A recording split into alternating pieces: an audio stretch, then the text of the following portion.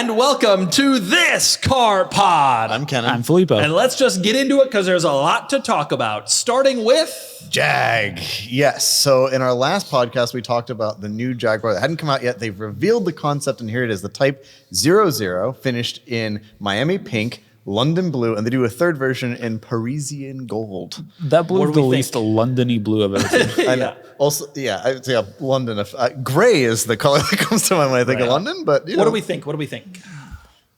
I kind of like it, to be honest with you. I don't hate it, but I don't love it. And it's also a concept, and it won't look like this when it goes into production, so who cares? This is meaningless. I think it's cool as hell. However, the thing I've learned about concept cars is when they debut, they look like that. Yep. And when they go into production, they look like the Acura TLX. Especially concept cars. This feels less like a concept car, more like a design study. Yeah, and it looks cool. If this came out, it would be so cool. But these are 78-inch wheels. They'll never see production. They're too big. Automakers won't do wheels on tires like that. No mirrors. No mirrors. I mean, that I don't know about tail lights. That can't be DOT legal, yeah. I don't see reflectors. It would be cool as hell if they actually had the gravitas to make this car.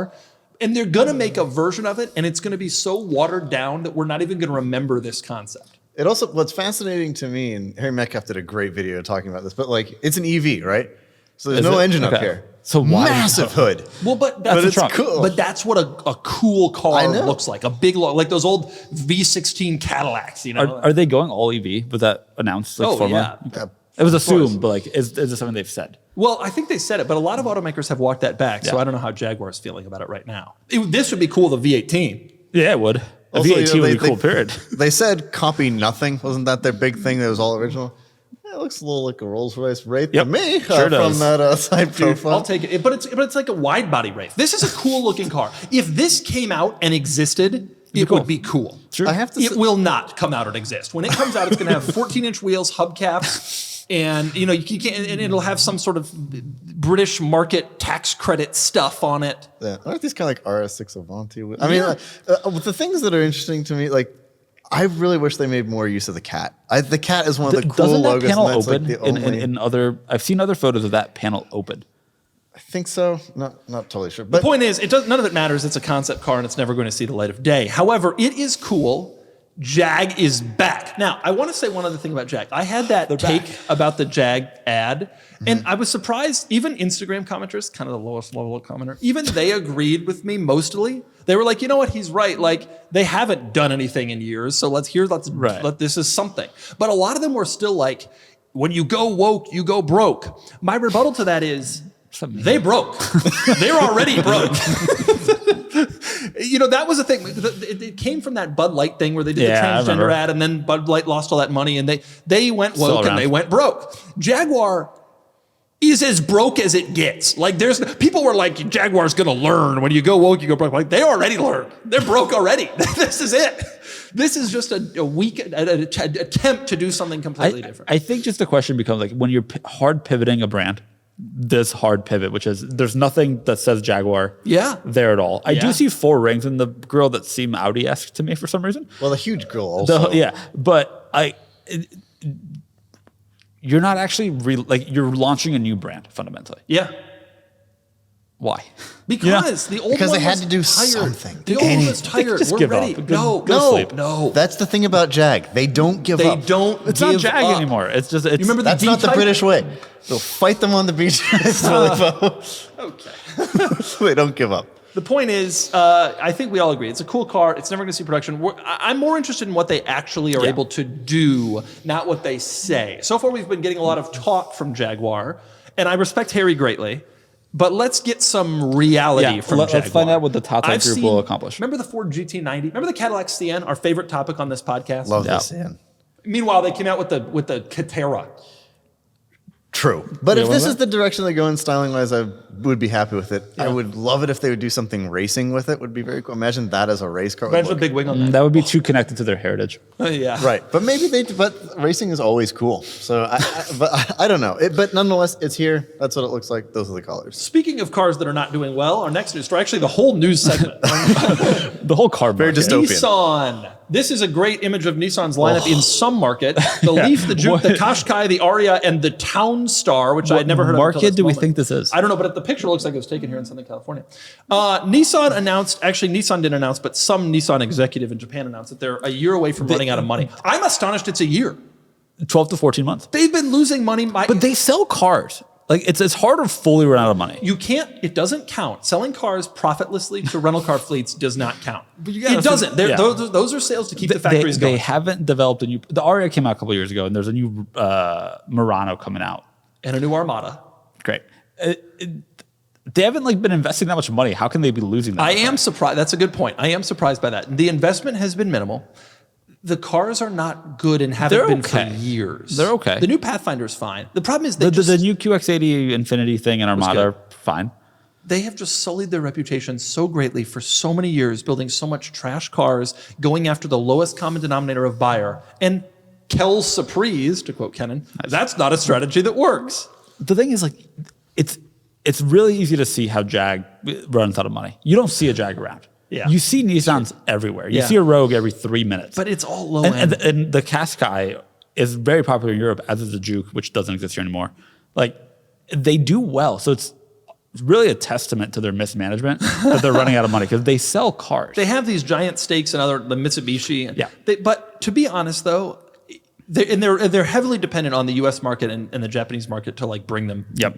But Toyota and Honda aren't in this position. They went after quality. Nissan went after short-term sales numbers and gains, and I just find Nissan. Every time I think about Nissan, I find it to be such a depressing. Did everything go downhill when their CEO left the country in a trombone case? No, I think things started to go downhill when they arrested him. wasn't a good moment for which may or may not have been politically motivated. He asserts that it was. Regardless, it was a company in turmoil. Yeah, there's no question. And when I was a kid, Nissan was such an innovator. I remember in 2003, Nissan was on top of their game. The Infinity lineup was in fantastic shape. They had just come out with that Altima that saved the company. That Maxima and the Quest was weird, but it was Nissan was the talk of everybody at the time. And the Titan was just coming out, which had all this promise. It has been canceled, I assume, along with the big van. The NV200? No, the NV 2500 and 3500. Right. It's just a company that has just it hasn't innovated in years. The cars are not particularly exciting they sell only to people who don't have the credit or the ability to afford better cars. Yeah. It's the Florida of car companies. It's hard. I will say this is all very rumor driven, but it felt pretty strategic leaks. There were 2 leaks. But it felt kind of deliberate. It wasn't a leak. The guy openly said, we're running out of cash. This is a press conference in Asia talking about factory lines. And that they have too many of them, which is probably true. I don't know. It isn't all that surprising to me. You wonder if the auto industry starts to pare down some of the dinosaurs and starts to add some, Xiaomi, starts to add some of the newbies who are ready to do the innovative thing. Tesla shows up, they kill it because they have this innovative product. And the old guys who are not cool, we're starting to see some decline. It also hasn't impacted the US as much, but there's been a lot of consolidation. PSA Group, Peugeot, Citroën, and some of DS, I don't know, whatever the other ones all those that are all part now of FCA. Yep. Or Stellantis, rather. Obviously, there's no more Dodge, really, except for the Charger. There's really no Chrysler products. Opel is part of Stellantis as well, but not Vauxhall. There was some weird split that happened. Regardless, there's been a lot of consolidation. It would not be a huge surprise if Nissan takes investment from another OEM, which was the talk that they were trying to get Honda to invest. And there's some further consolidation. It's kind of inevitable. Yeah, it's a competitive landscape. It's an interesting thing that's kind of happening. And I do find it, I will say, I do find it a little bit disheartening that Nissan kind of comes out and is we can't believe we're in this position. And I'm sitting here I can believe it. I had ideas for you 15 years ago. I can believe it's not butter. I mean, they went hard on sedans when no one was doing sedans. They went hard on cheap cars at low quality. They really did not build out a good SUV product in the States. You're right, the Rogue sells, but at a low price point. Pathfinders don't sell. That name was sullied. And that's the hottest market. That's the hottest market. It's their only entrant into that market, whereas Toyota has 37. Right. It's a disappointing situation. It's a disappointing brand. Yep. I'm not surprised to see them in this situation. No. And I can't believe they're still trying to make Infinity go. I know. Why invest money in that? Right. Just be done. Call it a day. Go back to doing what Mazda does, which is not much. The holiday season is here. This is the time when it gets harder to stay on top of your health routine. And my health has always been a priority of mine. Making sure I'm healthy ensures I'm able to enjoy my personal life to the fullest, as well as be on top form to bring you the best Doug videos on all of the quirks and features. That's why I decided to add AG1 to my morning routine. Now, before I beat Kennan and Filippos on the tennis court, I start my morning with AG1. This ensures I'm starting my morning with a foundational nutritional supplement.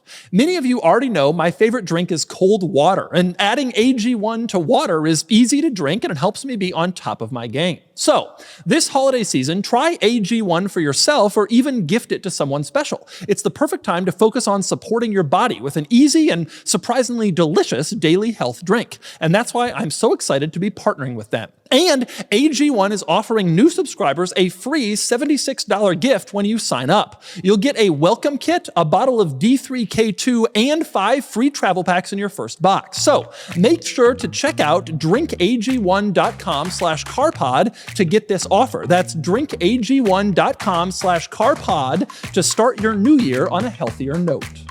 Okay, speaking of the death of the car industry, we have another. And speaking of somebody that was formerly at Nissan.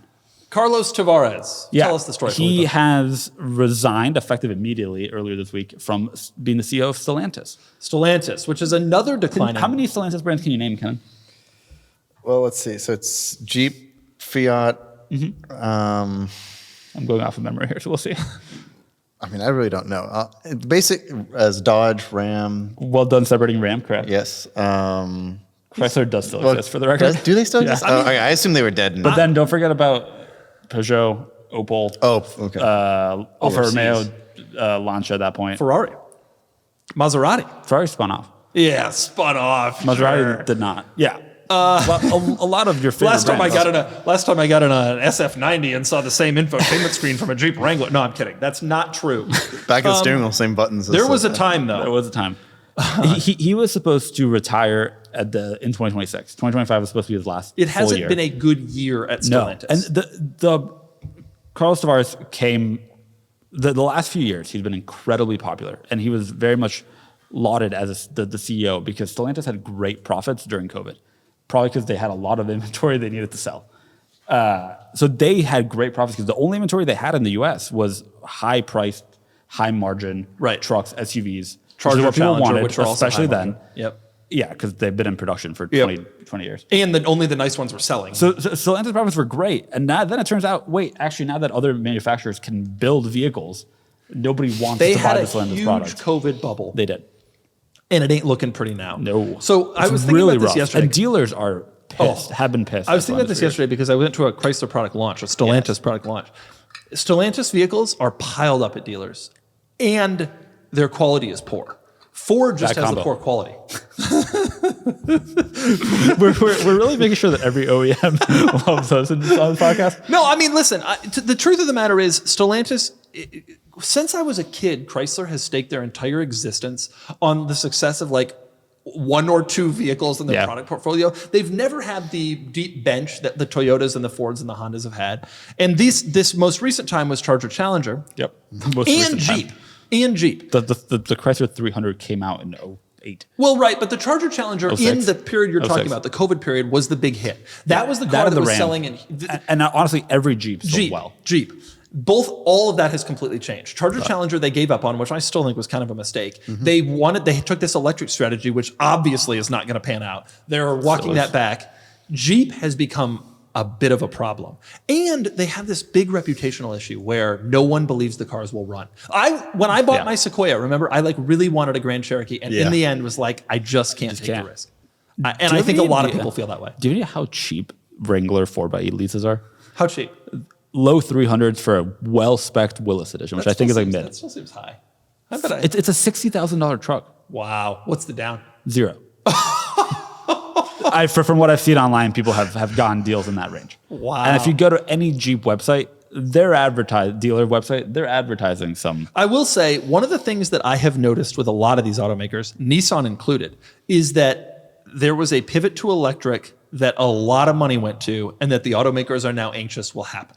We got Trump as president now. The electric incentives are going to change. The demand for EVs has not been as strong as the auto industry thought that it would be, even without the incentives, Especially let alone in the with. US, If the incentives go away, that's going to change everything, especially in the US. These automakers are all kind of, Toyota's in a good place. They never put any money into EVs in the first place. Yeah, fair. And also, like, Stellantis obviously has a huge European presence. Most of their brands. But a lot of EV DS is not an electric only brand, but a lot of the cars are electric. There's a lot of electric motors which do sell, but volume is just not the same. Europe, as a continent of countries, has way less volume than some US volume is in alone. China, which has its own burgeoning and there industry. is no real. These traditional manufacturers, Stellantis, Nissan, the Chinese government has really been protectionist Yeah. about making sure that Chinese automakers take the front runner role in China, and it's worked. And those cars are not only ahead of American and general legacy brands in terms of technology, but they're way ahead in sales in what is going to quickly become, if not as already, the most important car market in the world. Now, I will say, I was at a Mercedes-Benz dealership last week. Cars piled up. Yeah, there's inventory. I was at a Porsche dealership for my Carrera GT recall. I was asking about sales. They said Macan EVs coming in are not sold. Inbound Macan EVs. This car, I've only seen 2 on the road. This is a brand new car, not sold. Brand new Porsche. No, The brand new Porsche. The EV demand is simply not there. A lot of these Mercedes-Benzes that are piling up, sitting around, EQBs, just sitting free. These cars are free. I mean, look. I know, but It's an EQB. I know, but it's not a competitive, attractive I agree with vehicle. you. But my point is, they invested money in the electric pivot. It is not working, and there's going to be a come to Jesus situation in the automotive industry. There already is for a lot of these brands. Not Toyota. Again, the Toyota dealers still have low day supply, and they're moving stuff. Except BZ4X. I will say the other component here, and then we can move on to a topic Kennan cares about. A lot of these manufacturers, and Stellantis is especially guilty of this, bet pretty big on developing markets, South and Central America, parts of Africa, that have not had demand skyrocket to the extent that I think they thought they did 10 years ago when they rolled out this product. Like Fiat's only new products are in South and Central American markets, and they're not doing great there either. Yeah, that brand only really exists in like Latin America. And we see them from Mexico. It's Grande gone from the Panda, US. which even only was there. Jeep has all these products that are not available in the US, which is so surprising because it's Jeep. They have one, the Avenger. No, they have several. You go to Europe, there's Jeeps everywhere. No, there's all sorts of there's weird a Renegade Jeeps. And there's electric or the plug-ins. Renegade hybrid. I want a Renegade hybrid. They offered me one last time I rented a car in Italy. I would pay I would believe would be the competitive lease price on that car, $12, which is $19.99. Oh, you would pay more than I would. Yeah. And so all of that to say, Carlos Tavares left as CEO. There was some rumor, by the way, that he had a $100 million severance package. Damn. Stellantis had a press release today that said, no, that is not true. This was overly inflated, which means it's probably 75, 80. 90 to 7 million. 100 million. I wouldn't. I'd be like, all right. He was planning on retiring anyway, so this seems like a good outcome for him. John Elkann, Kennan's favorite man, is partially in charge of Stellantis while they hire a new CEO. I don't know, man. Which they claim will happen, by the way, by the end of Q2. Stellantis is funny. They got good products, but it is going to be a tough road. Name especially one. All the Grand Cherokee is a great product. The That's Ram is a great product. The Wrangler is a good product. All these cars good product implies that it's a car that will also be dependable. They are overproduced. They have a poor reputation for quality, and they went too hard on electric. And so this is the situation. I would love to have a Wrangler or Grand Cherokee 4x8, by the way. I've thought about how I make it work. So get one. They're cheap. And they're not cheap enough yet. the secondary is, by the way, it's never cheap enough for Filippos. Okay, let's talk about the most important news story. Brunei. Folks, I want to talk about Brunei, and I want to just really get into Brunei, and I think we should really let Brunei sadly, go. it's hard to get into Brunei. I know. Well, you can go there. You can go there. It's quite a tourist destination. You can't see the collection. I can't imagine. I can't tell you like people how much time I spent on this. I'm going to tell you the basic story, and then Kennan's going to take it. The Sultan of Brunei, actually his brother Prince Jeffrey, he spent reportedly, according to court documents filed years ago about various things, he spent reportedly $14 billion, misspent $14 billion over a period of a decade or so in the 90s. And I read an Atlantic article about Prince Jeffrey, and it referred to him as the living individual who has spent the most money of any person in existence. We calculated he bought 7,000 cars for the collection. Wow. And we calculated that during the period where he was spending money, he was buying 3 cars on average every single day. People are like, I can't believe he never drove them. Of course he never drove them. How do you buy that many cars? Time. The whole nation wouldn't have any time to drive those cars. He didn't go to a dealer and bought them. These were all mostly quite special. He went to... The 7,000, I would say 6,600 of the 7,000, 6,500 are not special cars that were primarily Mercedes and Rolls-Royce and Bentley that were purchased directly, but not through a dealer, but like directly, Through and they were Bentley, just cars they were making. Sure. You know, there was a rumor that in 96, 97, and 98, he bought a third of all new Rolls and Bentleys and single-handedly propped up Rolls-Royce and Bentley as a company until he stopped buying cars. Believable. They found out the $14 billion embezzlement. He stopped buying cars, and immediately after that, Rolls-Royce and Bentley failed and had to be bought by other companies. But anyway, so what happened last week, there was a leak of Brunei pictures from taken back in 2001, purportedly by either Michael Sheehan or someone like that. And there's like this uproar. These are stolen photos. I can't believe these got out. Oh, I can't believe that. Like all these Brunei Instagram accounts are like so pearl clutchy. That's hilarious. But they're out. The pictures are there. Those of us who want to see the pictures love it. And the cool thing is Brunei had what they really did, and what was the really special thing, the 500 really special cars, was they commissioned Bentley, Rolls-Royce, Aston Martin, Ferrari, Bugatti, Jaguar to build one-off individual cars just for themselves that were not sold or available to anybody else. And it's an unbelievable thing. And we see these pictures now of these cars. And I will say a lot of the cars pictured had been, there are other photos of them around. Right. Some pictures did get out, but I mean, it was so few, and we all knew what they were. I don't think there's a single car that was photographed in here that I didn't know about, but it's amazing to see them all. The multicolor EB110 was a surprise. Yes. Yes, that was. And also, you know what else was a surprise we didn't talk about? There is a 456 and a 550 that were made with night vision. Did you see this? They have an enormous amount of night vision stuff in the trunk, and there are cameras in the interior, and they were meant to drive like 200 miles an hour in the middle of the night. Remember night vision? Crazy. Yeah, So anyway, this is a Bentley Buccaneer or something like that. There's all these cars that never existed. There are Aston Martins. That Aston over there I think is really cool. And it's amazing to see these pictures. Right. There's a great Instagram account. I think it's called. There's several now. Yeah. Yes. But the one that like pushed them all was Brunei. It's probably 2001, something like that. It is hours of scrolling through and being like, wow, I never would have thought. The Brunei government reportedly, so there's some interesting things about this. These pictures are all taken in 2001. A lot of the cars are moldy. A lot of the cars are in rough shape. Right. 23 years ago, they were in rough shape. So a couple of the Brunei Instagram accounts have been saying the cars are being maintained well now. You don't know what you're talking about, which is interesting. Some of them have gotten very angry. Like, people are saying the cars aren't being maintained well. You don't know anything. And it's like, well, then tell us. I don't know. Like, of course we're saying that. 20 years ago, they looked like they weren't being maintained, and we haven't heard anything since. Exactly. You've been to Brunei? Well, apparently some of those guys have some access to some people. But we know the McLarens have gone back. We've seen pictures at airports of the McLaren F1s that have gone back to the UK for refurbishment and then come back to Brunei. So the owners and their families are still maintaining this fleet in some way. The big thing that I think every car enthusiast on the planet wishes they would do is open up a museum and let people get access and see these cars. However, the ruling royal family of Brunei currently is still the same family who bought the cars. And I think that they are embarrassed. I think that they're embarrassed by this massive display of wealth, this ridiculous spend, and they don't want it to get out to their population, local population in Brunei. There's just like open windows. I kind of imagine people walk down the street and see the. No. So you should see where they are. Right. I got deep into this. I know exactly where they are on satellite. You can't get to them. It's in a presidential separate reserved area that like normal people can't access. I have it on authority that the family just doesn't know what to do. They don't know if to do it as like to display them as a museum. They don't know if they should sell them.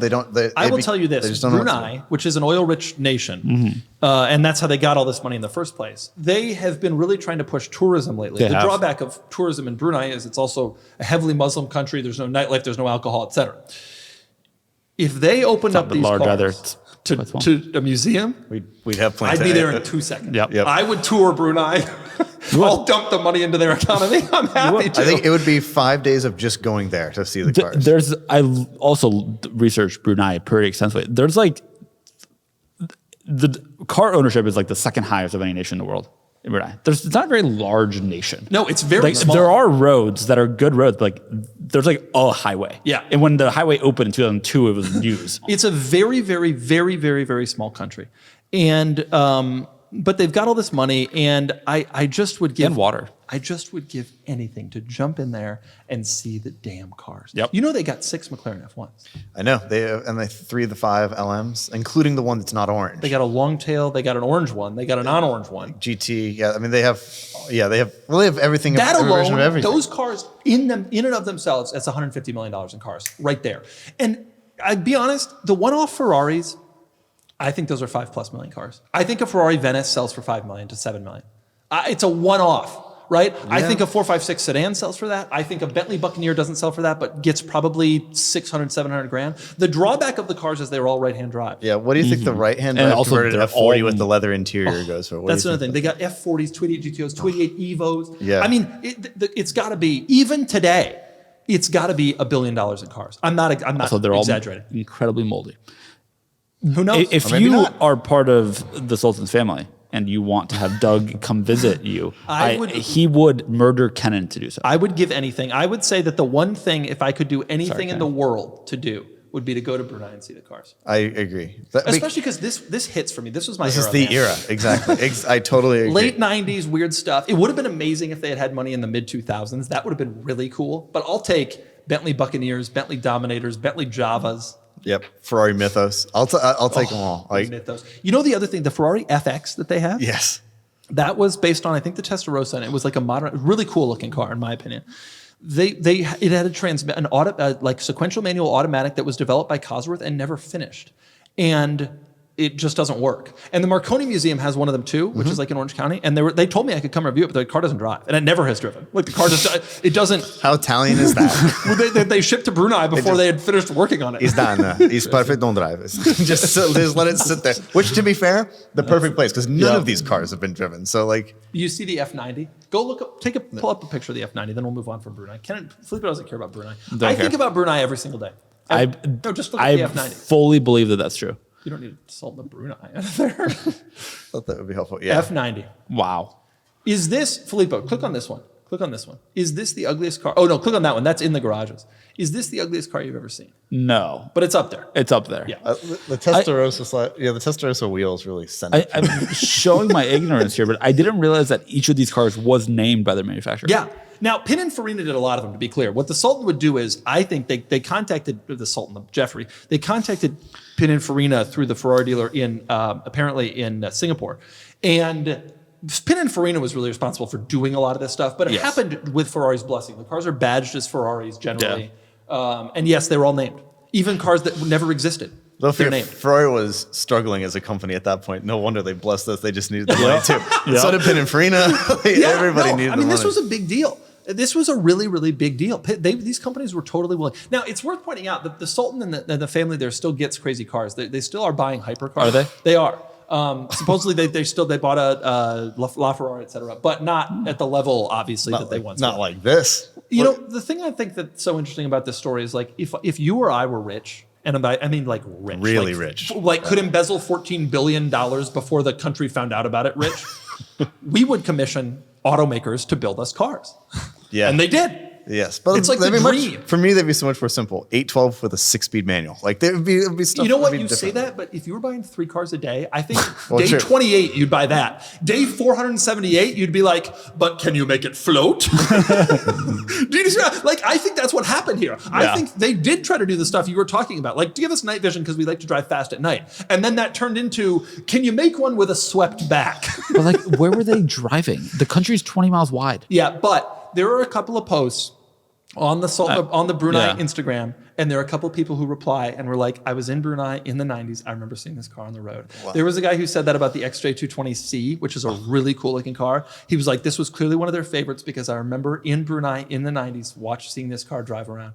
And it's like, imagine. I know. Wow. Imagine the dream. seeing it in period. The dream. But this is easily this is maybe the coolest thing that happened automotively speaking this year, because it has been just shrouded in mystery for 2 decades. Yeah.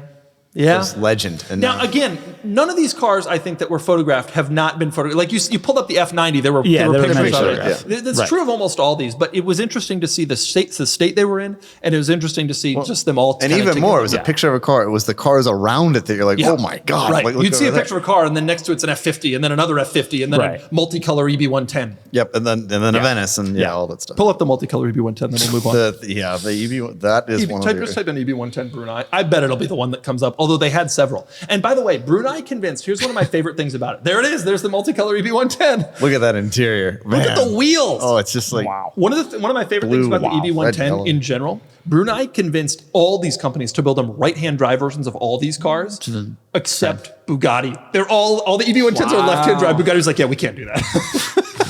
We'll give you any money you want. No. Nope, we literally can't do it, no matter how much money you have. Sorry. And needless to say, Bugatti went out of business after. The Italian Bugatti. Okay. I have to tell you about this game-changing product. It's called pre-alcohol. That's right, pre-alcohol. Although Doug merely likes a glass of cold water, I like an old-fashioned when we're out to dinner on Friday night with our friends. But as car enthusiasts, one of our favorite activities is to wake up at the crack of dawn on the weekend and go hang out with our car friends at Cars and Coffee. This often means that drinking the night before isn't really on the table. We, as car enthusiasts, have to choose between a fun night out or a fun morning with cars and friends. This product is a game changer to allow for both. ZBiotics pre-alcohol probiotic drink is the world's first genetically engineered probiotic. It was invented by PhD scientists to tackle rough mornings after drinking. When you drink, alcohol gets converted into a toxic byproduct in the gut. It's this byproduct, not dehydration, that's to blame for your rough next day. Pre-alcohol produces an enzyme to break down this byproduct. Just remember to take pre-alcohol as your first drink of the night, drink responsibly, and you'll feel your best tomorrow. I enjoy ZBiotics as my first drink on Friday night before dinner, and I'm still able to arrive first to Cars and Coffee the next day. Go to zbiotics.com/cars to learn more and get 15% off your first order when you use CARS at checkout. ZBiotics is backed with a 100% money-back guarantee, so if you're unsatisfied for any reason, they'll refund your money, no questions asked. Remember to head to zbiotics.com/cars and use the code CARS at checkout for 15% off. We next move on to our Talk Cars segment where we talk about cars. Filippo, talk about cars with us. Yeah, we have a gold-plated Cybertruck that's live right now. What's the deal with that? We did some car spying in it. We did. It's very cool. It is actual gold plating. It's not gold wrap. Plating. The stainless steel was gold plated and then PPF'd over. Yeah. Want to shout it out. It's being auctioned for charity. So all the full amount, the high bid, it's no reserve, will go to charity, as will our buyer's fee. And if it's very cool, Jerry Rig, it's going to go to Jerry Rig Everything's charity, which is focused on his wheelchair creation project. But this car was also originally owned by MKBHD for his channel, or at least used by MKBHD for his channel. Stradman has reviewed it. Jerry Rig Everything has reviewed it. And I'm told, because this is being sold by Ridge Wallets, that if you win, you might get some wallets out of it. Ooh, Kennan, some wallets for you. Yeah. Okay, gold-plated Cybertruck. It's cool. You want your Cybertruck to be even more noticeable, but like we drove it around. People were freaking out, and in like a cool way. If it's a wrap, you know it's a wrap. Right? Yeah, I would tell people this is gold. This is actual, gold. And there is something like 20 grand of gold. There's real gold value in it. This is real gold. Do you have any real gold on you, Kennan? Of course. On you? Yes. Okay. Oh, God. Okay. Our next Talk Cars topic, Kennan. So we happen to have cars that we went and reviewed in the desert, and they have to be sitting here at the office. And so, I drove the M5 a lot. Yep, sure. I drove Corvette for a video that is out on so it was time to drive the Cayenne. And so I went and drove around the Cayenne a little bit, and I love it. Yeah. I absolutely Have you heard this take yet? I have. He fell in love with the Cayenne. I've been telling him since he got to San Diego, you need a Cayenne Turbo 12. I tell it to everybody, but I've especially been telling it to Kennan. But I'm an older man now. He said to me yesterday, Kennan, this big thing, Kennan is like, I've only ever owned manuals. He said to me yesterday, it's getting kind of tiring to drive a manual everywhere. Sometimes it does, but it was just nice. More than that, though, it was nice to have a car that I really just didn't have to worry about. I could go through every dip, and it was fast, and it was comfortable, and it was the full leather was so nice, and the sound system is great, and it's like you it does understand everything. why people have daily driver cars now. Yeah, and but then it got me thinking: do I just like the idea of an SUV or a car I don't have to care about? Do I really like this car? The answer is, I really like that car because it combines the things that everybody likes about an SUV. You sit up high, you don't have to worry about bumps, potholes, but it's actually good to drive. Yes, exactly, and they're incredibly affordable. Like they are just around and reliable. So you agree that it was the right choice for our... Well, no, I still chose the right car, but it's a good choice generally. times. To have both is the correct decision, and that's more of what I'm thinking I don't disagree with that. I don't disagree with that. And so it's got me thinking, plus the M5 is so... I love the M5, but I really am getting... I'm very careful how I... Like when people are around, like... For whatever reason, people see that car on the highway, and it gets more attention these days than it used to. I guess you just don't see nice ones anymore. And so it like people come up and like take pictures or like want to race, which I do not condone and don't do. But like it makes me a little nervous, like kind of nervous. And I know it's like a 240,000 mile car and I should be driving it. It's just an E39 M5. For most people, it's just a used car. But it's so special to me. It's like, it would be kind of nice to have a daily that I truly just don't have to care about. Yeah. And don't have to be as like, that I can actually open the Altoids case in and not really care. No, also, they're not that expensive to own or maintain. Well, that's the thing They can't depreciate that much. Like a first-gen Cayenne Turbo is a $12,000, $13,000 car. Right. So this is a $17,000, $20,000 car. Yeah. Like you're... Totally. The floor No, I agree. I am still concerned about like the consumables, and like I started looking into issues that some of those cars have. The earlier ones had engine detonation problems where like the engine would explode. That's an issue.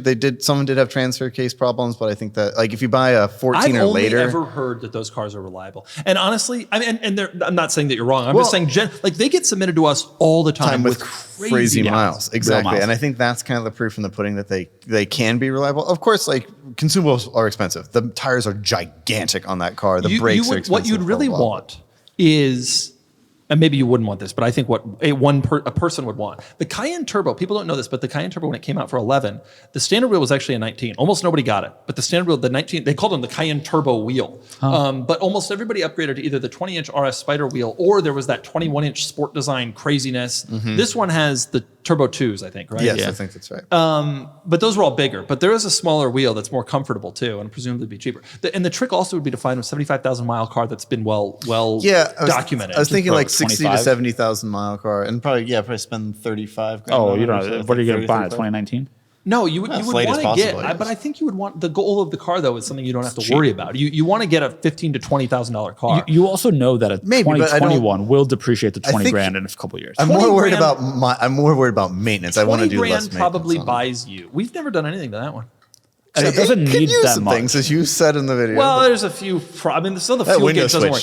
The fuel gauge doesn't work in the Ford GT. The window switch is like a 30-second fix. By the way, I went to start it. It had like 14 miles of range on it, so I went and filled up gas. And then when you filled it up, it still said it had 14 miles of range. Kind of. The needle said it had a quarter tank. So. I agree with you about Cayenne. You should get a Cayenne. You should get a Cayenne. I didn't enjoy the Cayenne very much. Everybody should get a Cayenne. I enjoyed the Cayenne around before we filmed. He already has a boring damage car. I didn't enjoy it. Yeah, I did kind of wonder. It's like, do I really need another thirsty gas guzzling? No. Get a Cayenne hybrid. Get an S hybrid. In 11, they came out that S hybrid had the same supercharged V6 as the Audi S4. Yes. And it's actually pretty cool. It's a reliable engine. I haven't heard that many problems with the hybrid. They have carbon issues because of the direct injection. But fine, you can buy even the next hybrid, which has a different engine. But you want the Audi S4 motor. Then you can slap the hood and be like, "There's an Audi S4 motor in this baby." Speaking of the challenges and the thing, supercharged. Can we talk about the thing? Okay. I need more than that. We posted the last video where we did the cars in the desert. Every single response was, can you pull it up on YouTube? Doug knew about the challenges beforehand because he created the challenges, and so he screwed everybody. Folks, this is not the way this works. Sorry, can I give context? We, meaning Kennan, Doug, and I, and Nick, went out to brought 4 cars for under the cost of the cheapest new car in America. Went out to the desert. We did 4 enthusiast cars against the cheapest car in America. It was going to be lovely. The Cayenne won every single challenge. That is factually inaccurate. Because it is better. Factually inaccurate. Okay, you won the fuel economy challenge. And? I think that was it. Nope.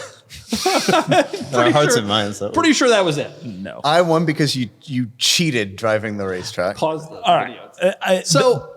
Point being, everybody was freaking out. Doug knew the challenges beforehand, and so of course he won. He picked the car. Okay, let me tell you how this works. I think that the audience actually thinks that we were like, hey, let's go to the desert. Hey guys, you want to go to the desert right now and just go drive? This was planned. This is true of Top Gear too. Sean told me that Top Gear won an award for best unscripted show. The concept is laughable. It's true. Everything about it is scripted, and that's true in this case as well. The movie magic is that you think it isn't scripted, okay? Well, but we all thanks for cutting that down for everybody. We all bought the cars. We all knew what we're gonna do. There's 20 people on this shoot, okay? Like, there's no like spur of the moment, oh, we're gonna try this. I will say, before we decided on any of the challenges, you said the only way I'm doing this is if you buy a Cayenne Turbo. When I was pitched the idea, by the way, I didn't even come up with the idea. Our producer came up with the idea.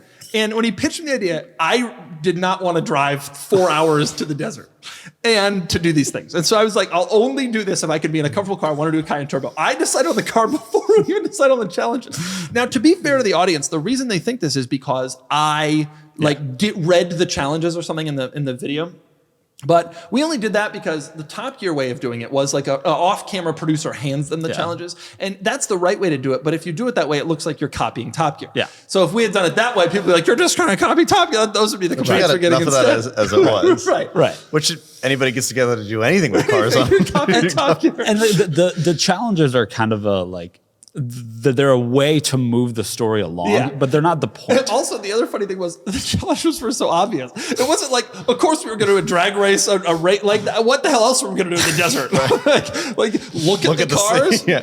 So, if we were going to do that at the M51. It just annoyed me so much, and I was so disappointed. Everybody was like, Doug cheated, Doug hates to lose. Folks, I'll be honest with you.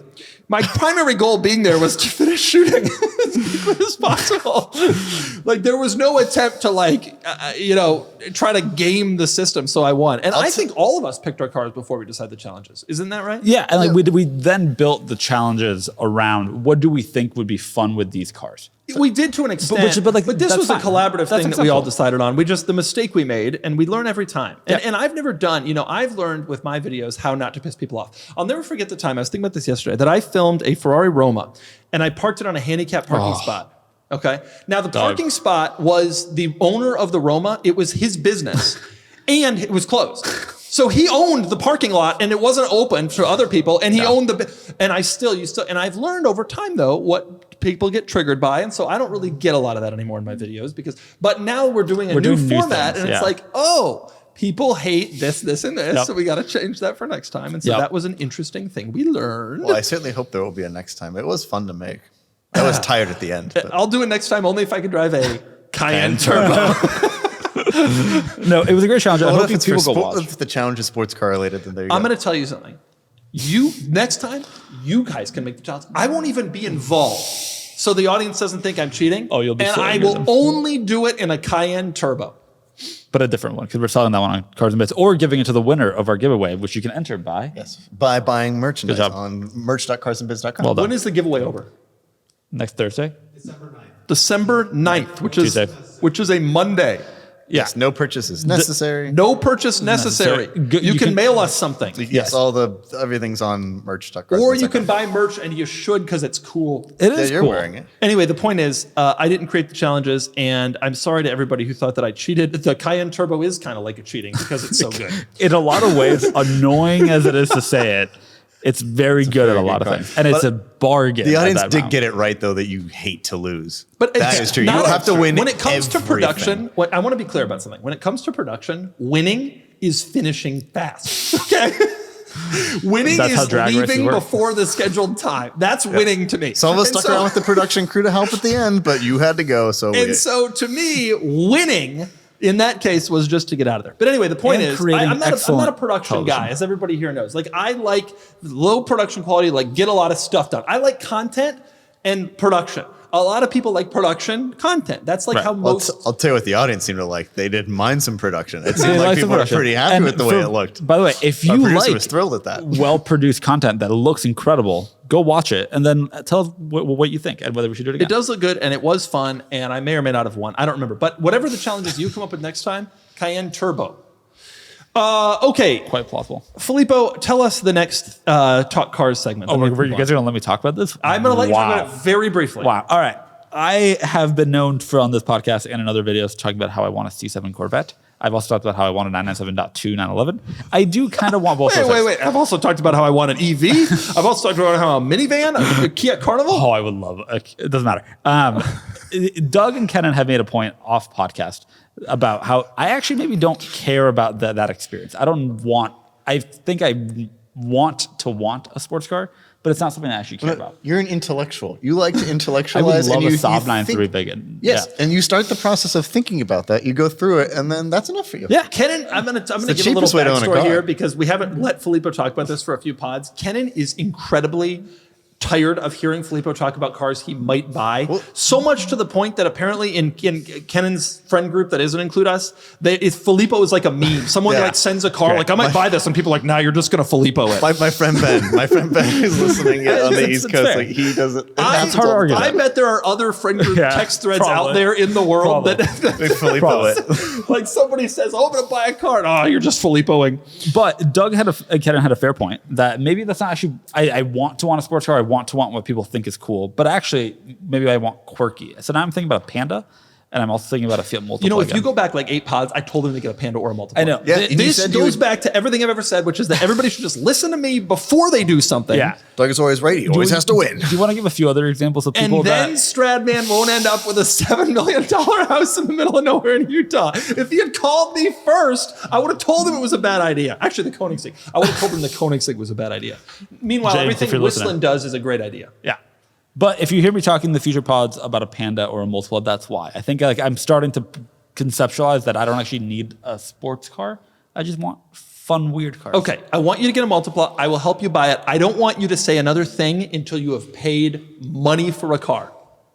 Then he won't be saying anything. It's gonna be quiet Filippo over there. About car buying. I don't want to hear anything. I don't want to hear anything. It will be, so he went from thinking he wants it to thinking about, my thought is he's going to now go to thinking about importing it, then he'll think about driving it, and then he'll think about selling it, and he'll be done. And that's about, I give that 10 days.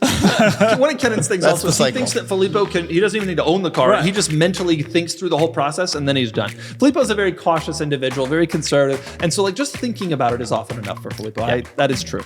Let's be real, guys. Wearing nice pants sucks. Everyone knows I'm a shorts guy, but sometimes pants are unavoidable. Who decided that stiff, uncomfortable fabric squeezing your legs was the key to looking sharp? Well, here's an early holiday gift from me to you. Those days are finally over.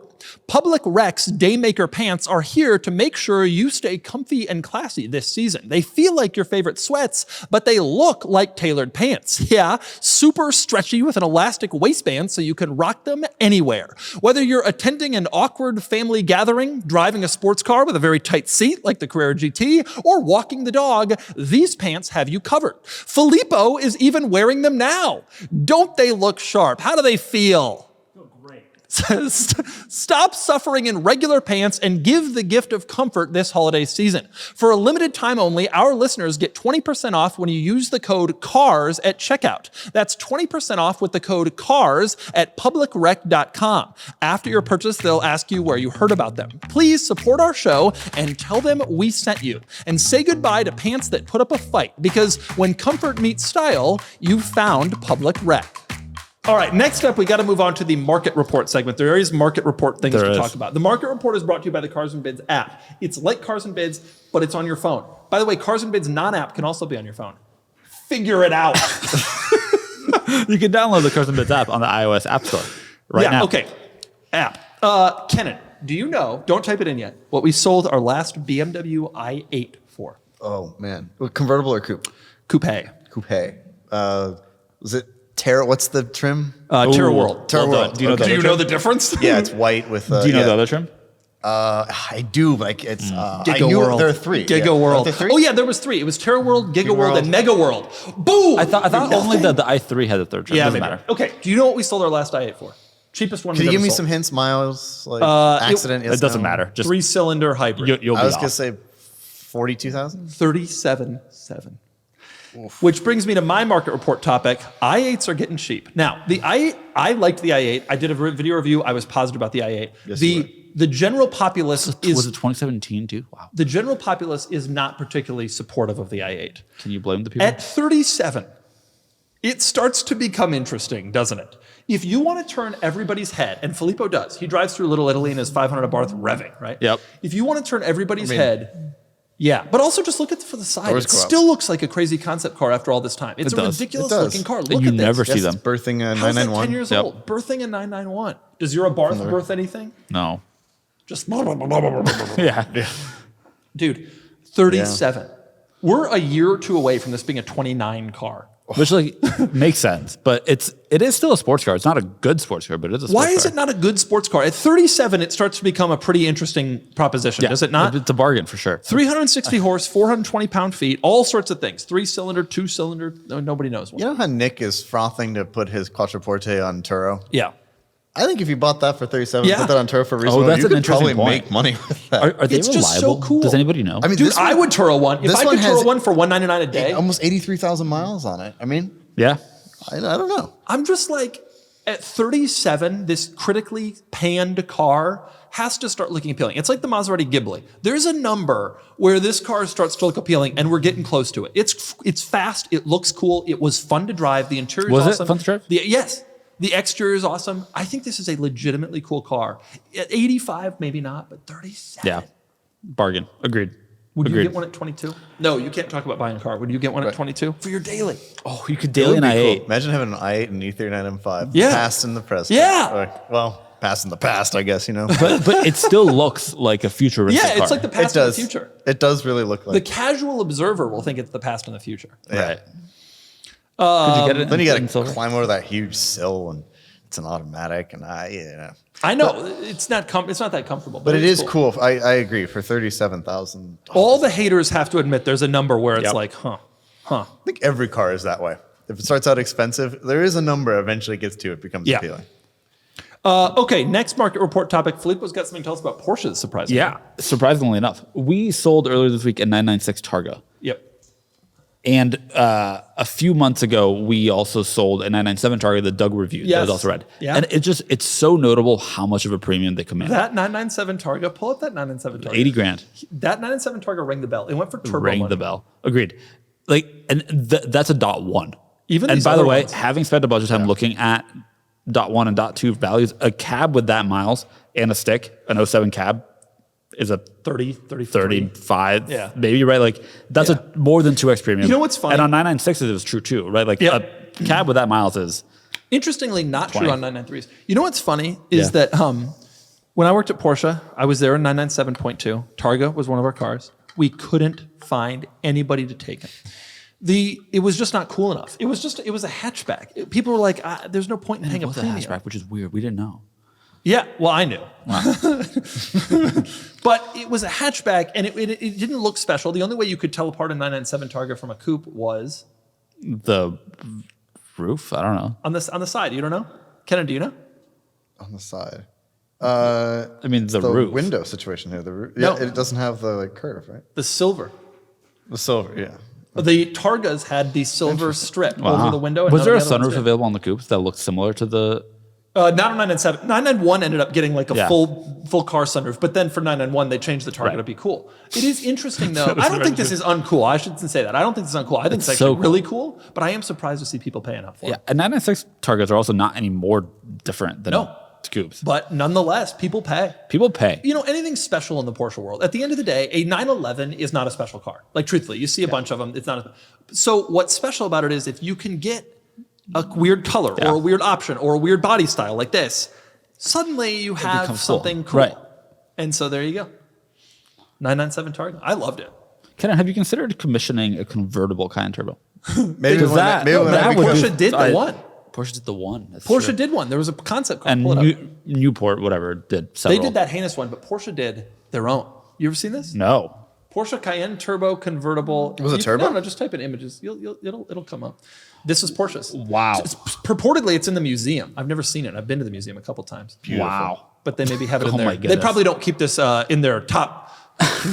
This probably isn't next to the all-time greats. No, but hey, they went with the Miami pink and the London blue sure lighting did. for this particular picture.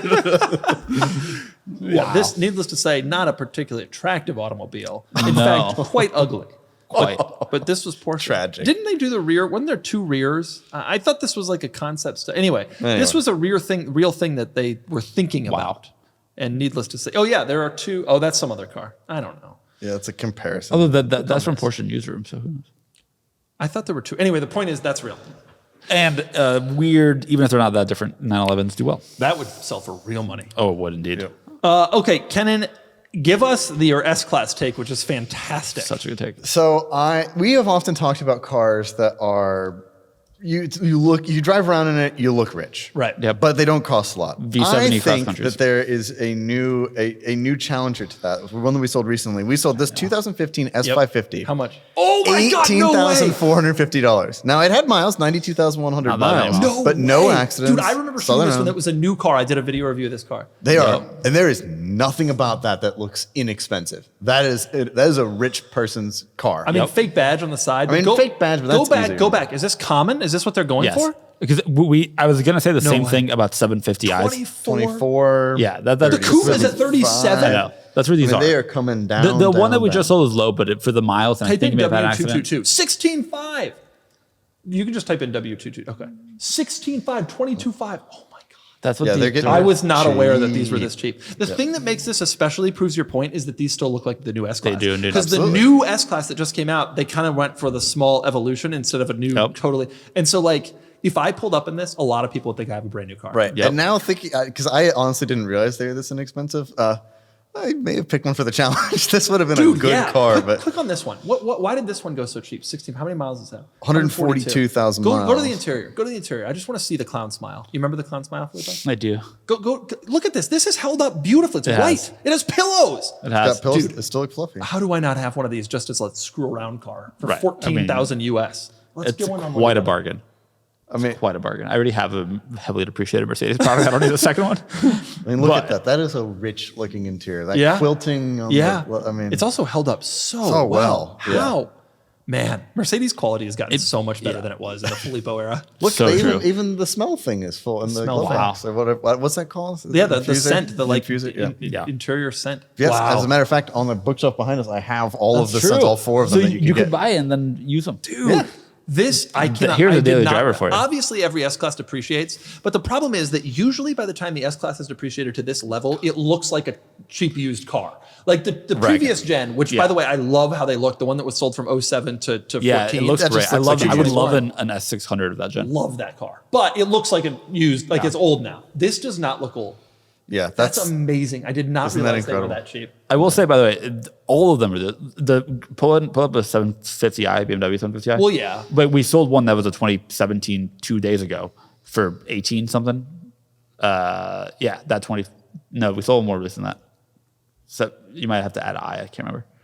Oh Lord. Which is something to consider. Yeah. There's a 2016 for 19, 2015 for they're all of them that are used cars. And the 2016 was a new The gen, by the way. BMWs though don't quite do it for me. I as agree much with for that. some reason. They don't look quite I'm as even more afraid of reliability, owning an old BMW. It's also more that I don't know. They look like the used car that they are, like, Well, which and is fine because the price point they are a used Although car. this The is the Benz current- looks like a that's- new car. Till a year ago, that's the current gen. Yeah, but the other problem is the new Gen 7 Series looks totally different. So different. And so you could never really But like pass all for it. of these are sub 20, which is I don't know. That wild. Mercedes to me just Yeah, has the more. Mercedes is a car. Dude, that is crazy. I cannot believe this is what these cost. Pick up one of these with a CarMax warranty, call it a day.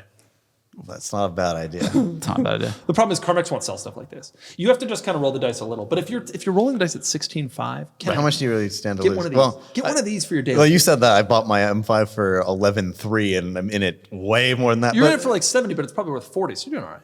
Yeah, that's all right. That's only 30 grand over. Can you pull up almost the 100,000 the third one Kennan, in there? Kennan. The 16, the one that was 16.5. What color is that? You Is should that black buy or is this that as your daily. ruby black? Ruby Interesting. black. Ruby black. Kennan, buy this as your daily. I would be so jealous. S class as a daily would be Kennan, unbelievable. driving everyone a black S class.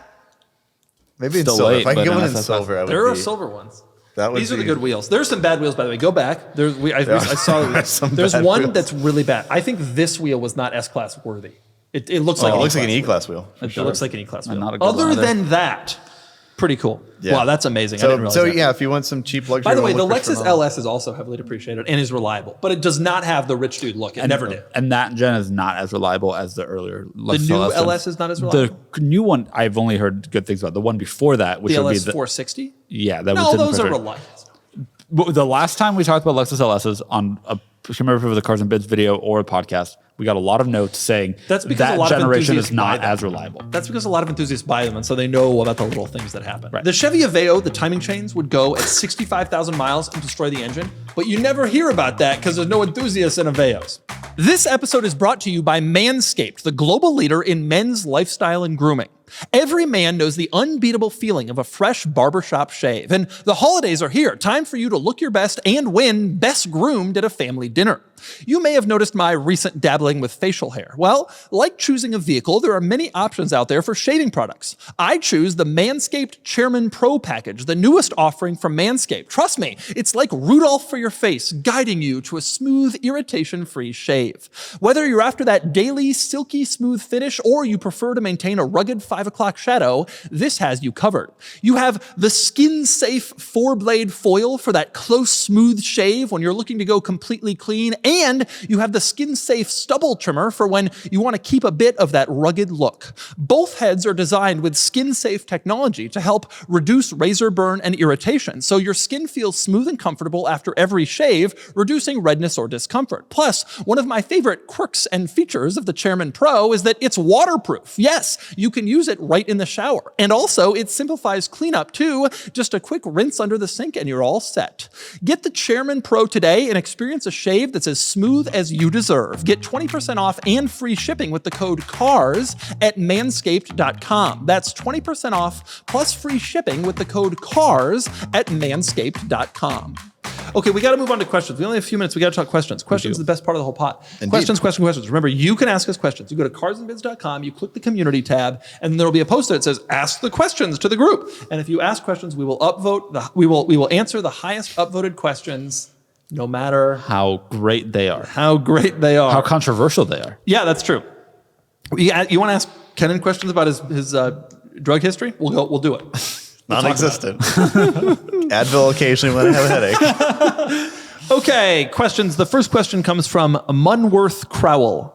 If you all had to have, this is going to be the only question we're going to get to. If you all had to have the exact same car as your daily driver bought with your own money, what car would you agree on? Your E450 Ultra. If they mean for this series, the Cayenne. Yeah, I love the E450. Really? You take that over this S-Class and S-Class? Well, no, But the no, S-Class that would we be- own, like that we own right now. Oh, the- Could No, we I all think own the the question car? is we have all to agree on any car, but we have to any all car. agree on we all have it. One of them. Why wouldn't it be a Cayenne Turbo? Well, it's him. An S214 E450 all-terrain. Done. I agree with you. What about him? You I think like you the can get him on board? E450 All-Terrain, but it is... As a daily He'd driver, rather it's have a Cayenne perfect. Turbo. That's the problem. have a Cayenne Turbo. I'll take a I like Cayenne some- Turbo, but he won't. What if I want don't want a to... Cayenne It's too much performance for him. It's too much car for him. Every car is too much performance for Filippo. I've agreed on both of them. Oh, by the but way. I I'm wouldn't very buy agreeable. an S214 with my own money. There's no world where I'd That's buy the other one. problem. It says you have to buy it with your own money, so you'd have to pony up for an S214. so Turbo. we Cayenne Turbo you know for what I would 15? do? I would get an S213 non-all-terrain. I don't love the 2017, the pre-facelift I'd get the. ones. I don't love it as much either, No, but I I would just get don't it. love it. Would you I get a would- non-all-terrain regular reclass station wagon? Keep in mind that's E400? 35. Wouldn't you Maybe. buy a 2017 Cayenne GTS for the same price? Me, no, but I think a lot of people would. I think that would probably be what I could agree I'm with. in a post-high performance daily driver world. Fine. Cayenne hybrid. Cayenne hybrid. I wouldn't want to plug in. Why not? Because you got to plug that in. I got You one don't more thing to have to remember. plug it Me in. and Kennan have enough going You on. don't have to plug it in. He wants us to plug in Plug our in. car. You got to plug that I love in. a plug-in hybrid. Plug-in hybrid Cayenne. Ridiculous. If you want, because Ken, I know you love BMW. The X5 also available with plug-in hybrid. X5 is a very good And car. I by the way, wouldn't X5 we're plug-in hybrid off the cheap. good stuff. Okay, the answer is we cannot come to a conclusion, but we're consensus. close. We're all the answer too is different. some sort of German vehicle with a tailgate and a luxury car, probably not a performance car, and a few years old. Yes. We all drive variations of that. Although Yeah. Kenneth Yeah. is older. Yes. It doesn't have a almost tailgate, a classic, and it does not have a tailgate. Yeah, but he's going to get a Cayenne Turbo. Okay, next question from Drade Hall. Doug, when giving your take, do you ever have to hide your disdain for cars you actually don't like? So on every auction for Cars and Bids, I write a Doug's take. And the editors write it, our editing team writes it, but I edit every single one. Literally all of them. He genuinely looks at all of them. If your car's been sold on the site, I edited the Doug's Take and looked at your pictures and sent Kennan a note like, what are these pictures? Right. And then I fix it to the correct picture for it, but we'll move on. So the answer is not really, mostly because by the time we put the cars up, they're depreciated. Like the Ghibli is the best example. And people sometimes will like send me notes being like, you're lying when you say the Ghibli's good. The last Ghibli we sold for $14,500. There was actually a 23 we sold before that, but we sold the 17 for $14,500. This one.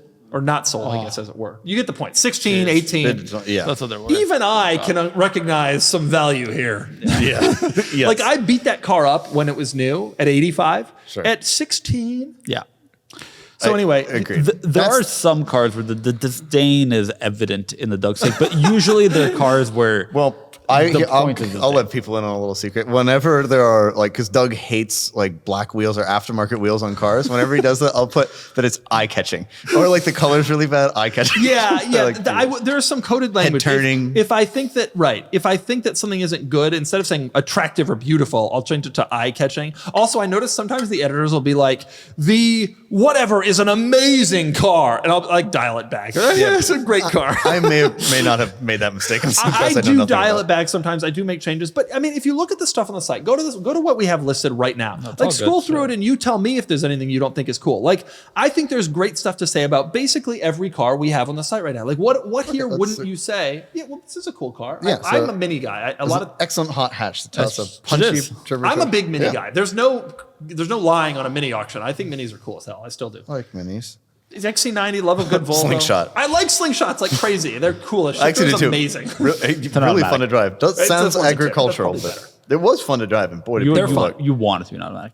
Yeah, you want an automatic, but the manual is fun to drive. Like legitimately, none of these cars. Keep scrolling. Like none of these cars are bad or we're like, listing them because there's something interesting. Like we have that diesel Passat. Is the Passat the best I've seen it? Maybe not, but the diesel one is special, and there's like a value prop to it. I also have to say, Doug is genuinely enthusiastic about so many cars. Like, an assortment, more than almost anybody I know. Yeah. Like I like Japanese, I like Korean, I like German. Like I've had them all. Like I've had cars from every country. You gotta love this. A nice car. What does this sell for? I don't know. We'll talk off pod.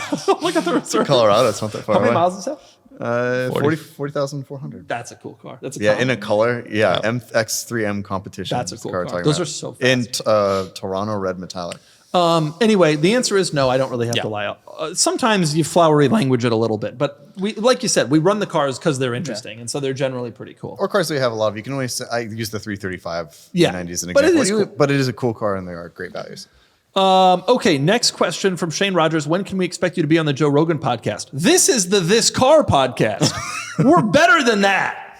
That's right. We don't need no Joe Rogan stuff up in here. You don't want any elk? Is there elk on the Joe Rogan pod? He's a big elk proponent. Yeah. Well, elk is tasty. If they got elk in the room... How do you know that? Wisconsin, man. If they got elk in the room, I would go to the Joe... Do they have an elk? I would imagine he probably has. In Wisconsin, but I had friends that would go legitimately on vacation to travel and go hunting other places. He's trying to out Midwestern me. You can have it. No, he doesn't. He wants to dial back. He doesn't want people to think he went and shot an elk. Right. We can't talk about what he did with the moose. I wanted to recognize that there aren't legal really states that elk came from elsewhere. Right. Okay, next question from 208 GMC Sierra. Are you going to do your annual Smoking Tire podcast this year? Every year at Christmas, I go on the Smoking Tire podcast. This year is no different. Going there next week. I can't wait. Wow. I love podcasting with a real podcaster. Also, fair. You have said publicly, so I'll repeat it here, that Zach Clapman you think is one of the funniest people. He is so funny. I think that Zach Clapman is the funniest person in the car world. And a lot of what he says is funny, but the way he delivers stuff, is perfect for my humor. I'll never forget. Here's a great Zach Clapman. It's the audience is going to find this funny, but I think it's hilarious. Zach Clapman tells me the following story. He's got a Crown Vic, and Crown Vic's at like the very end, they offered hubcaps for and you could get a set at the Ford parts counter for $20. Right. And Zach Clapman's like, I'm filling up my car the other day, and the guy comes up to me and he's like, wow. Another Crown Vic owner comes up to me, he's like, wow. Look at these hubcaps. And Zach's like, he's like walking around, looking at each individual hubcap, like really getting into it. And Zach's like, man, you could be in this world. Like it's not hard. Like You could just go buy these for like $25. And that kind of Zach Clapman delivery is just beautiful. He should have popped them off and get them to the guy. He would have made the guy's year. Like that in there. Zach's very funny. He's done stand up and like writes comedy. Like it shows. He just is so quick on the draw too. He's just a really funny guy. And Matt's wonderful too. Of course. Matt is a hero and a fellow Countach owner. That's right. Yeah, though he hasn't seen his in a while. Well, that's one of the big things I'm excited to talk to him about. I'm very excited to hear what is the status of his Countach. What's going on? Yeah, I remember when he had a Countach. Okay, he probably does too. Okay, next question from. We're gonna do one more. I'm gonna pick this one. Here's a good one for Kennan. Yeah. Logan de Summer. What are some enthusiast cars that, if dropped into your garage for free with an unlimited warranty, no cost, no hassle, would you still turn down and refuse to drive solely due to the stereotype or stigma that it carries? Oh, that's a great one. That's a great one to upset a lot of people. Yeah. What thing are you going to say here that upsets people? Well, I mean, there's one there's one I really want, but I don't want the stigma because we live in San Diego. There's a lot of military presence here, and a lot of military guys drive it. Yeah, Hellcat's one. You anti-military? I would drive around a Hellcat. Literally, no, I just don't want to look like a lot of the military guys who buy that. Like they get their first check, they go to PenFed, finance themselves to the gills, and they buy that, and they drive around and they straight pipe it. They do burnouts everywhere, and they're irritating to most people. The Hellcat owners, I think, are one of the few owner groups that would admit that they themselves have a problematic stigma. Like I think G-Wagon owners won't say it. I've talked to so many G-Wagon owners, like, what are you talking about? What do you mean that there's a stigma? No. And it's like, okay, you're crazy. like, okay, nice to meet you. See you later. But Hellcat owners know, there's some stuff going on there. So that's probably, because I mean, how cool would it be? Even just like an early Hellcat to have 707 I would drive a Hellcat in spite of the stigma. Without a car that I wouldn't drive. Would you drive around in a G63 MG? Yeah. You would now. Yeah. I mean, there was a time when the stigma would suck, but I would do it. But I don't, right? Like I'm not actually doing it, but I would, like if it was in this scenario. Another one's like any modern McLaren. Yeah, I was thinking about McLarens. McLarens are definitely up there. Yeah. McLarens tell everybody, I got rich yesterday in crypto and I don't know that much about cars. Could you drive around in a Huracan? Tres Comas, yeah. Huracan, yeah. Could do a Huracan? I tried to buy a Huracan. A non-Storado. The Lambos are getting cooler. I would prefer a Storado, but I would do an STO. Performante is an amazing car. Performante is an incredible car. The problem is you are driving around and people look at you and think this person knows nothing about cars. Right. But it's a good enough car that it overcomes that. Okay. I can't think of any car that I would just straight up turn down. Hummer H2 wouldn't be. No, I'd drive a Cybertruck if I had. Daily drive it? Well, it's not what it said. True. Wouldn't daily it. I'd off-road it. And a Hummer H2 would be tough. Hummer in general, yeah. You had a Hummer. People didn't look at you fondly when you had it. Now they would. It's changed. The world's changed. Filippos used to ride around with me in that Hummer. I can't think of any car that I would straight up turn down because of the stigma. Because it's not a good car, maybe. There are cars that I would be really reticent to drive, but if it was free and warranty, I'd probably. What about like Jeep Boomer mobiles? What about like a Firebird, like a 80s? Yeah. Like a 6-cylinder Mustang Beretta. A Beretta. I'd drive a Beretta, actually. Actually, kind of cool. But you're right. Any Buick. Any Buick? You wouldn't drive a Park Avenue Ultra? You wouldn't drive a Regal GS? I take that back. Any modern Buick. Yeah, Grand National I'd drive. But I think maybe one of those. No, I would definitely drive a Grand National. I would definitely drive. But there are some, like a V6 4th gen. Yeah. An auto C5. No, I'd still drive I'd drive that. Yeah. It's a good point. I don't know, man. I wouldn't want it, but I would obviously drive it around. Yeah, maybe like real old guy cars, like an Oldsmobile 98 or something like. And one more to top it off. I did borrow one while my M5 was in for service. I just can't do a WRX STI. Like, man, people look at you like they absolutely hate you. I would do that car in a heartbeat. I'd get one now. I was just yesterday thinking about getting a new WRX. So was I. Dude, let's split one. No, you're not allowed to talk about buying a car. Watch yourself. Okay. I thought I was thinking about them. Okay. There you go. Those are our questions. That's our podcast. It was the best podcast we've ever done. It was a good one, actually. Mainly thanks to Kennan and his tan jacket. Don't forget to buy our merch at merch.carsandbiz.com. Buy our merch. Enter the giveaway. Tweet Filippo. Filippo needs some Twitter followers. Please don't tweet me. I will literally never see it. Do something. Not Flip a Bulgarelli. I actually don't know. Thank you so much, everybody, for watching. We'll see you next week. Goodbye.